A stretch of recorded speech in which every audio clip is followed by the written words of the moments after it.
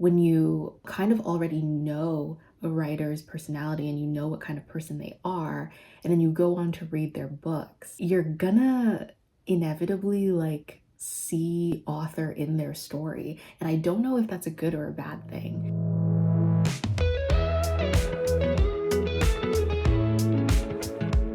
Hi, welcome back to my channel.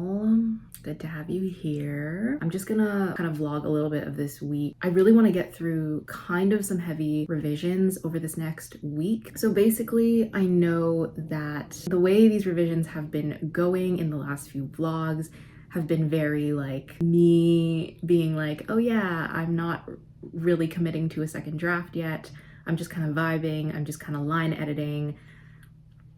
I think at this point, it is basically gonna be a draft too. I have a feeling I might be very tempted to do some developmental edits once we hit Act 2. I'm already doing developmental edits, kind of. Long story short, I am combing back through Act 1. I know that I said I was done with line editing Act 1, but as usual, I lied. Over the past few days, I've been really bothered by the quality of one of the magic systems in this book. So essentially, oh, I didn't even like explain, sorry, I haven't been doing like explanations at the start of all of my vlogs. I'm writing a new draft of Project Night, which is an adult fantasy book. But basically, yeah, so what I was explaining was when I wrote draft 1, I had like my core 2 magic systems kind of like, I hadn't fully explored them as deeply as I wanted to. I have been trying to like tinker with really fleshing out some of these magic system ideas and some of the deep lore that ties into the magic system. But I was just feeling really unsatisfied with where it was, especially yesterday.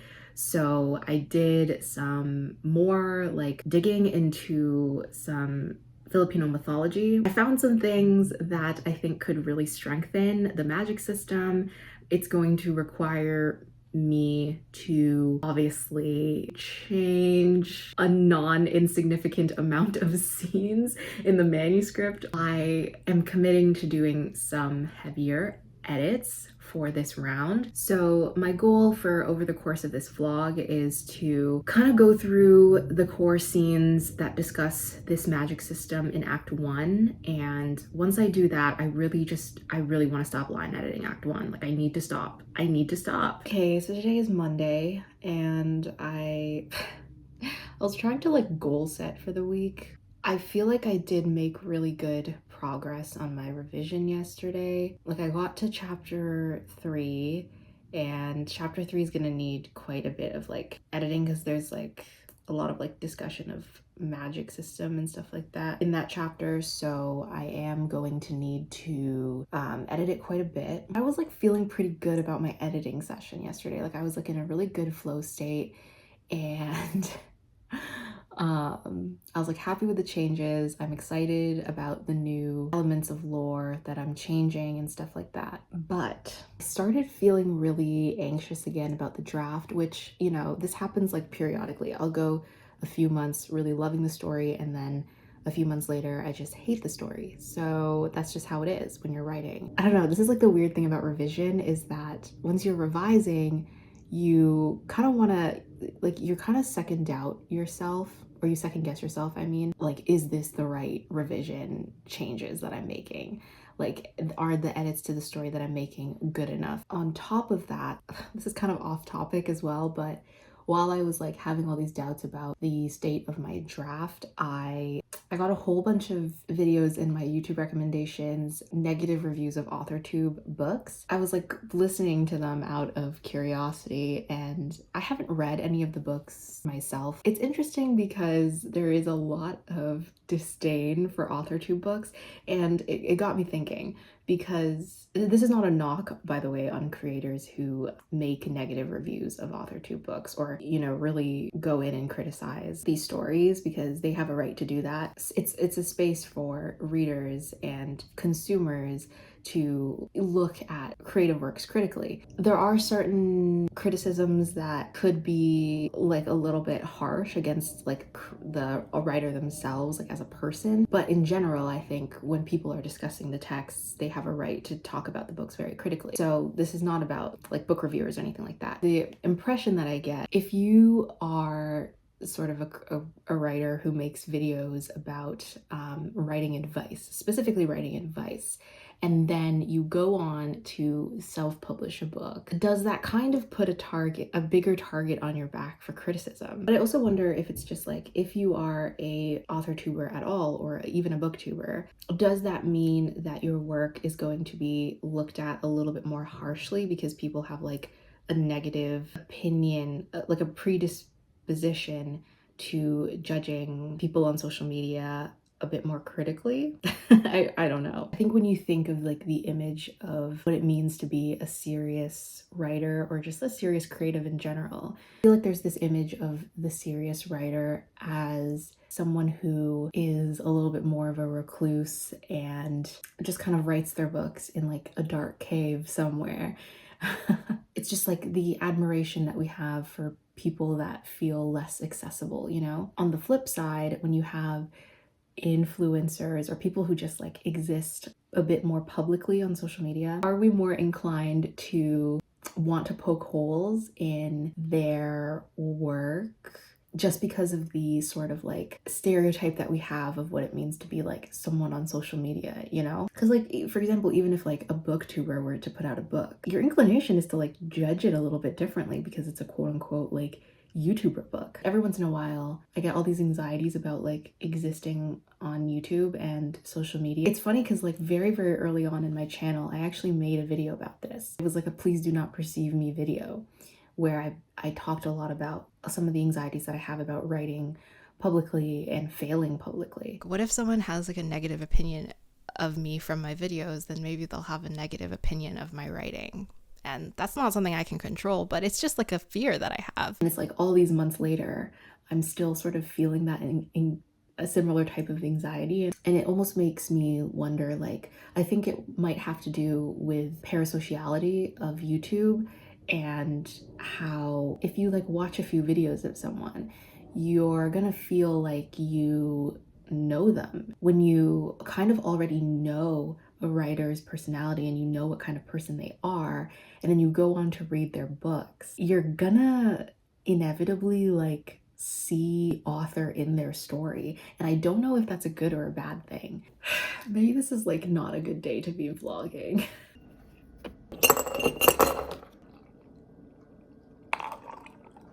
Good news, we had a much more productive writing session yesterday, 10 to 2:30 a.m. I didn't even feel the time passing. It's crazy. I've never had a writing session like that in a really, really long time. I was able to get through a lot of the changes in the lore that I needed to make, slowly start to introduce like the magic system and how the faith systems work, specifically like the two different religious practices and the difference between them. That's where a lot of the changes had to happen because, like I said a few days ago, I completely just like overhauled certain world building that relates to the religion and the magic system. There was actually less changes.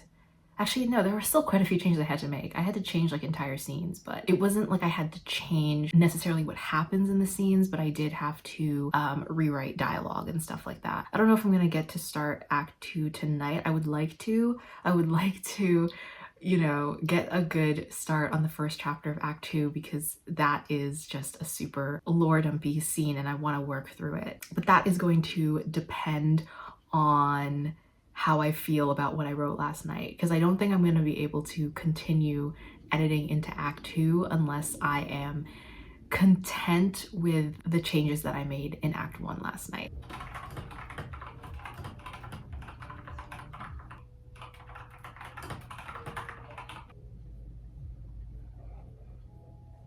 This is such an unflattering angle.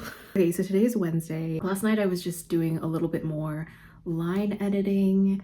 I also started kind of trying to blurb the book, which I tend to do actually really early on in the writing process, is like I'll write a blurb for the book just to like see how it sounds. Not in a stage at all where I should even be thinking about query letters, but my brain just kind of goes into overdrive sometimes. So I haven't even like decided if this is like a queryable book, but anyways, tonight I'm not actually sure how much writing I'm gonna get done. I am going out for dinner, so I'll probably be out 7 to 10 at least. So I'm trying to like squeeze in a little bit of writing right now as I eat my lunch. Now, as far as the draft revision progress is going at the moment, I'm feeling okay. But okay, I feel like I'm getting really nitpicky about my sentences now. Every time I read a sentence, I'm like, I need to freshen this up. And I'm doing that for every single sentence. And I don't think it's the most productive thing for me to be doing at this stage. Actually, yesterday, June Her, she writes a lot of like Korean historical fiction. I read her debut, Silence of Bones, and then I'm also finishing up The Red Palace. But anyways, yesterday she was like doing a Instagram Q&A, just like about writing and stuff like that. So I asked her about her process for revision, how to approach like really daunting developmental edits, and her response was actually really interesting, and I wish I had kind of like framed my mindset like this earlier. And she basically said, break the revision down to bite-sized pieces. I usually begin with the changes that require the most work. So if it's character development, then I'll focus just on that, and sometimes even one character at a time. I don't think of everything else that needs work. I think I really need to practice that. Like, I think I'm getting overwhelmed by the amount of revisions that I need to do. I actually do think it might be helpful for my writing style to just like make a list and then think of one thing at a time. So right now, fix the lore, you know, freshen up the scenes with the magic system. And then once I go through another pass through, I can maybe start thinking about the character conflicts. Easier said than done. So right now I am just finishing up some edits that I'm doing for chapter 7, which is the last chapter of part 1, and then we will proceed into part 2. Okay, I'm just remembering how much I'm like scarred from chapter 7. There are just certain chapters like in this book that when I look at it, I just remember how I was feeling when I was drafting the first draft, and I hate it. So chapter 7 is obviously a very pivotal chapter because Anna and Felix, the two main characters, meet for the first time. Oh my god, why is it like worse than I remember? Like it's genuinely worse than I remember. So this chapter is in Anna's point of view. I think I need to read up on some best practices for character introductions / character descriptions, because I've mentioned before how much I struggle with describing like the physical appearance of characters, because describing a character is obviously so much more than their physical appearance. Practice and improve on how to paint a strong image of a character that incorporates both their physical appearance and sort of like the aura that they give off, mixed with the perspective of the character who is describing them. And so creating the right tone for that description is something I'm struggling with. I'm just like reminded of how much I'm just being reminded of how bad I am at character descriptions. Like, now that I'm reading back what the frick I was writing, I was like, okay, that's the best I could come up with, really? That's the best way that I can describe Felix. Here's the thing, I didn't take a break between writing draft 1 and writing this revision. And so I think there's like a part of me that is still kind of like, the image that I have of Felix in my head is like, I'm still kind of like fresh from the ending. And obviously Anna and Felix's relationship at the end of this book is very different than what it is at the beginning of the book. Trying to get back into that mindset of like, okay, they don't know each other yet.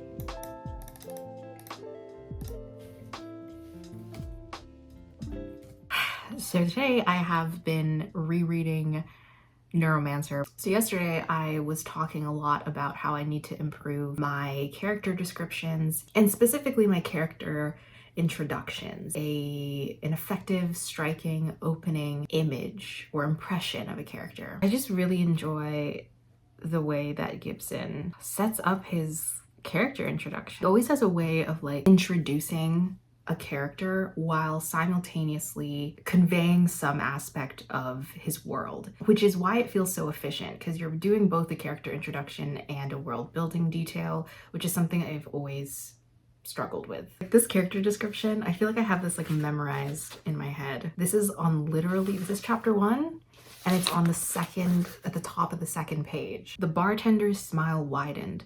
His ugliness was the stuff of legend. In an age of affordable beauty, there was something heraldic about his lack of it. The antique arm whined as he reached for another mug. It was a Russian military prosthesis, a 7-function force feedback manipulator cased in grubby pink plastic.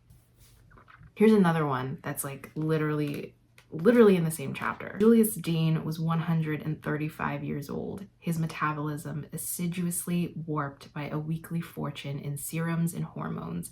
His primary hedge against aging was a yearly pilgrimage to Tokyo, where genetic surgeons reset the code of his DNA, a procedure unavailable in Chiba. Case had never seen him wear the same suit twice, although his wardrobe seemed to consist entirely of meticulous reconstructions of garments of the previous century. He affected prescription lenses framed in spidery gold, ground from thin slabs of pink synthetic quartz, and beveled like the mirrors in a Victorian dollhouse.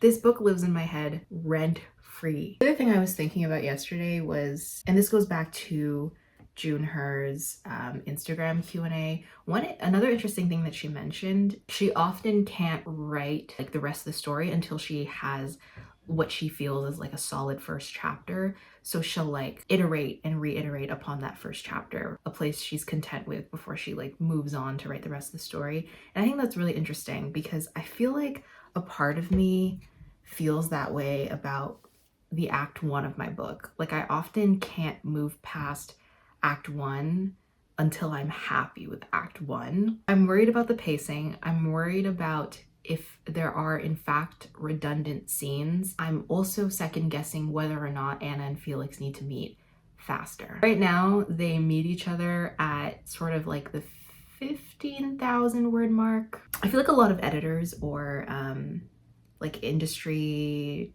tradpub people are like pacing, like get to the meat as fast as you can. In my mind, I was like, okay, yeah, I set up everything that I need to set up before these two characters meet. But now I'm like, should they be meeting faster? Is this book too freaking slow? At this point, I'm writing draft 2. Like literally, why am I lying to myself? Like this is literally a draft 2.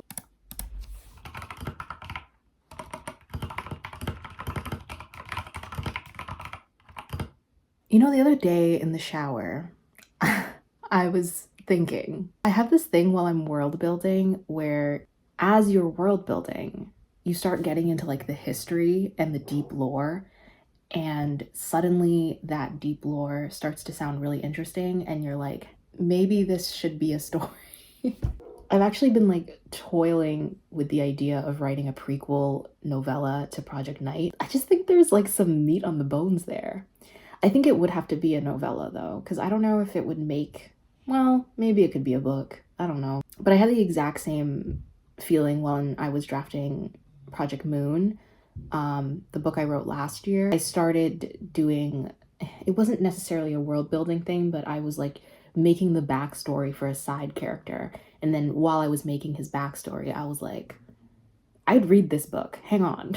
I've actually talked a little bit about that novella in my 2021 writing wrap up. Yeah, I'm just feeling the exact same way about Project Night, where there's like this aspect of the like history of this world that I think would make like a really fun novella. And it would specifically be like what I have envisioned in my head if I were to write this novella is basically like an academic rivals type of story where there's like 3 childhood friends. They're all practitioners of this certain magical craft. They're all vying for this like esteemed prize, I guess, like a type of recognition. The vibes that I would get in my head is like themes of like the corruption of knowledge and magic beyond the bounds of its current capabilities, and then how that process would sort of strain these friends. I don't want to like get distracted by it though, because I need to actually write Project Night. Also, kind of off topic, but I would like to know if for a future edit with me video, if you guys would be interested in seeing me, instead of me talking about my own writing, if there would be some interest in me doing that kind of video, but with subscriber submissions. I was really hesitant about the idea of maybe doing this kind of video just because obviously I'm just like one person with an opinion, and I don't want to be like if I was kind of like quote unquote editing your writing, it would be different from my usual edit with me videos where I wouldn't necessarily be like gutting the whole story apart, but it would rather me being more of like a beta reader. And if you do choose to submit, I would definitely ask you what kind of feedback you would want. It'd be fun to just like look at other editing styles, and also just to like have a chance to like interact with other writers more. I'll probably also put up a community post as well with like more details. And the submissions I would think would have to be pretty short. Like it could just literally be like up to 300, 400 words of like flash fiction or a novel excerpt or a short story excerpt, anonymous or not. Just some ideas that I had, but let me know what you guys think. Okay, so it is the end of the week. I'm so sorry about like the quality of this vlog. There's a part of me that's tempted to have someone read Act 1 because I am at a point where I want to like cut things out. Like I really want to streamline Act 1 even more, because from this revision of Act 1 versus the first iteration of Act 1, I have cut about 2,000 words, but I think we can do better than that. So I want the story to feel a little bit more faster paced, power through some of the exposition a little bit more, like not get caught up in detours and little scenes that maybe we don't need. I may or may not send Act 1 for a beta read. I'm on the fence about it. But I think, to be honest, this vlog is going to turn into anything more productive, so I'm going to end it here to essentially recap the week. I worked on trying to make my scene construction a bit more efficient, making my descriptions and just like imagery much tighter. First drafts always come out sounding very, very stilted. You can probably even see that in like my edit with me videos. And then I just want to work on like freshening up the prose in general. I honestly think that I need to take the next few days to read a lot. I'm trying to actually make it through like my backlog of all the books on my TBR. I think that'll help me get back into a writing mood. I've just kind of lost a lot of my, that kind of like burn of desire that you get to like constantly be writing. I think I've really like fizzled out. So anyways, this vlog is like such a fail. Like, yeah, I'm so sorry. Anyways, thank you guys as always for watching this vlog, for hanging out on the channel. I hope all of your writing projects are going well. Hope they're going better than mine. And yeah, that's it. Thank you guys for watching. I will see you in the next video.